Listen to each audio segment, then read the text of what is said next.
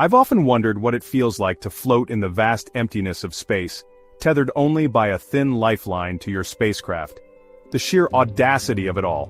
You know, spacewalks or extravehicular activities, EVAs as we call them in the biz, are more than just cool photo ops. They're the epitome of human courage and ingenuity. Fascinating, isn't it? But here's the kicker.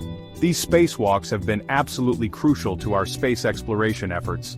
From repairing satellites to building the International Space Station, EVAs have allowed us to extend our reach far beyond the confines of our spacecraft. In the next few minutes, we're going to take a whirlwind tour through the awe-inspiring history of spacewalks. March 18, 1965, a date that should be etched in the annals of human achievement. On this day, Soviet cosmonaut Alexei Leonov became the first human to perform a spacewalk. Now imagine floating outside your spacecraft, your heart probably racing faster than a pulsar, taking that first historic step into the void. But here's the thing. It wasn't all smooth sailing. In fact, it was downright terrifying. Leonov's suit ballooned in the vacuum of space, making it nearly impossible for him to re-enter the airlock. He had to bleed air from his suit to squeeze back in, risking the bends in the process. Just a few months after Leonov's feat, on June 3, 1965, astronaut Ed White became the first American to perform a spacewalk. White, tethered to his Gemini 4 spacecraft, spent a glorious 23 minutes floating in space. He was so enthralled by the experience that he famously said, "I'm coming back in, and it's the saddest moment of my life." Now let's fast forward a bit to 1966. Buzz Aldrin, floating outside the Gemini 12 spacecraft, extends his arm and snaps what might just be the coolest selfie in human history. This spacewalk also introduced the concept of neutral buoyancy training, basically underwater practice sessions that simulated the weightlessness of space. Fast forward to 1984, and we've got Bruce McCandless II literally untethering himself from the Space Shuttle Challenger. Can you imagine the gut-wrenching moment when he unclipped that safety line? McCandless floated free, propelled only by his Manned Maneuvering Unit, MMU, a nitrogen-powered jetpack. This wasn't just a spacewalk, it was more like a spaceflight. McCandless drifted 320 feet away from the shuttle, becoming a human satellite. The image of him floating alone against the backdrop of Earth is one of the most iconic in space history. The year is 1998, and we're about to witness one of the most ambitious projects in human history, the assembly of the International Space Station, ISS. Now, building anything in space is like trying to put together IKEA furniture while wearing oven mitts and floating in a pool.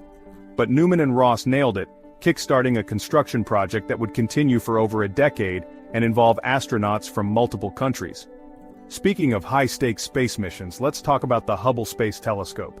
In 1993, this incredible eye in the sky had a bit of a problem. Its primary mirror had a flaw that was causing blurry images. Enter astronauts Catherine Thornton and Tom Akers.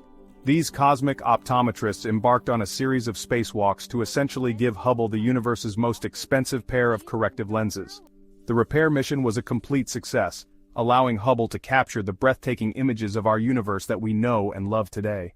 Now folks, let's talk about the elephant in the room, or should I say, the water bubble in the helmet. Parmitano was outside the ISS, performing routine maintenance, when suddenly he felt water creeping up his neck and into his helmet. As the water covered his eyes and ears, Parmitano had to navigate back to the airlock essentially blind. It was a stark reminder that in space, even the smallest malfunction can quickly become life-threatening. But here's the thing about near disasters in space. They often lead to crucial improvements. We're on the cusp of a new era in spacewalking thanks to NASA's Artemis program. The goal? To return humans to the moon and eventually send them to Mars. But this time, we're not just planting flags and collecting rocks. We're talking about establishing a permanent presence.